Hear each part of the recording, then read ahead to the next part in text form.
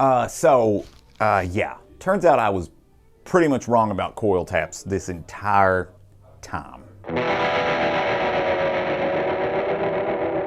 Hey gang, Clay here, Mountain Music Exchange. I'm gonna keep this one a little short. I know some of you have accused me of being just a little wordy in my guitar spotlights, and you're not wrong. And this is not necessarily a guitar spotlight so much as why I've been wrong the entire time about coil taps from Gibson guitars. Let me explain. So, we all sort of think of coil tapped guitars as you pull this and now you have a single coil, right? Or you pull this and now you have like a single coil, sort of this weird combination of a single coil and a humbucker depending on what configuration you have with your switch and your push-pull pots, etc., right? But it's really not that simple. It's a little different than that, and I think once we dig into why, we will have a little bit better understanding of how this can work in a scenario where you're using this guitar as it's, you know, a tool as intended. Especially, you know, I have a Les Paul Studio here, so if you're in the studio or even live, this might help. So without further ado, gang, let's get into it. Actually, before I get into it, you'll notice here I have a Les Paul Standard beside me, which does not have coil tap, doesn't have anything to do with this video. You'll notice I also have a bunch of swag behind me here. There is an upcoming announcement that I think you guys are going to think is pretty darn neat. And so keep your eyes peeled, stay frosty for that announcement. It is going to be really cool. But anyway, without further ado, gang, let's get into it. Coil taps here in the Gibson Les Paul Standard, coil taps here in the Gibson Les Paul Studio Session are not this single coil or this P90 sound. If you pull them, you will instantly notice a drop in treble, slight drop in volume, right? So here's why, okay? These are actually done up in such a way that if you activate the coil tap on this, right, rather than kill one coil and give you this sort of noiseless pickup sound, you know, of a single coil that you might expect, and it's with valid reason. We've all played, you know, coil tap guitars or coil split guitars where it just straight up knocks it down to a single coil. You get the sparkly bright sound. We all expect that. So I think that's why we think on a Gibson guitar that's the case. And fun fact, it's not. What it does is emulates sort of the sound of a much lower wound humbucker, or think of even maybe like one that has lost some of its output, some of its magnetic field power, right? This does that. So rather than making your humbucker sound like a different pickup, like a P90 or a single coil, right? Makes your humbucker sound more like a lower output humbucker for whatever reason, right? Like let's say you're at X number of thousand winds, we'll say 4,500 winds, right? You pull this, brings you down to 2,700 winds or something like that. And I'm just spitballing, I don't know the actual numbers of the winds in these pickups here. These are 57 Classics, by the way, that are in this Les Paul Studio Session here in this bourbon burst finish. Cool ebony board with binding on this, with nibs on this, by the way. But I digress. Anyway, but this is a cool thing to really realize and to understand, because you then know how to utilize this in a setting. So what I like to do, I like to sort of use this almost as a reverse boost. Like start out, for example, like if I'm on the neck pickup, right, I've got this activated.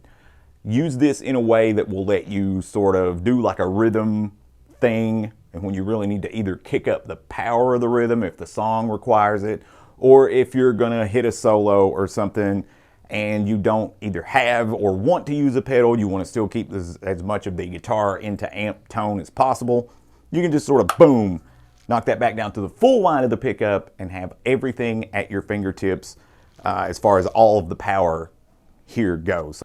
So I think what I'm going to do right now is give you guys just a little bit of a demonstration of that, just so you'll see what I'm talking about.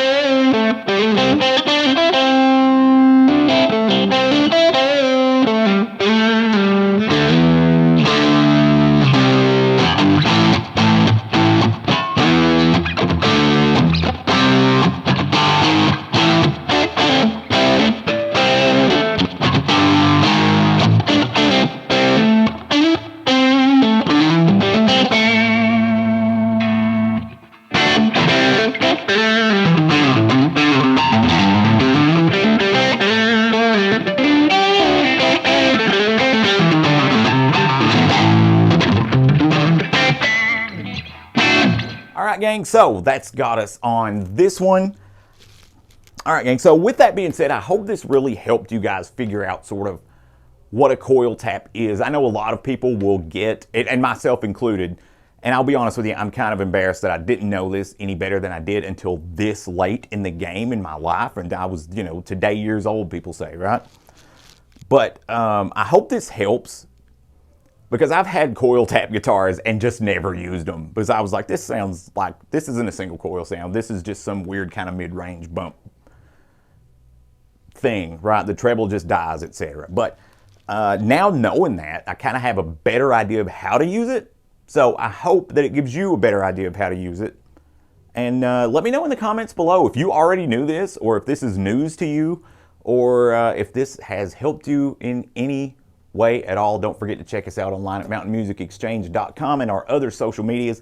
Links in the description below. Again, keep your eyes peeled, stay frosty for a big announcement involving this Gibson Les Paul and our new swag that we have out from the Make It Loud collection. You can check that out on mountainmusicexchange.com as well, gang. I'm Clay. You rock. And wherever you're at, whatever you're doing, always make it loud. See you again.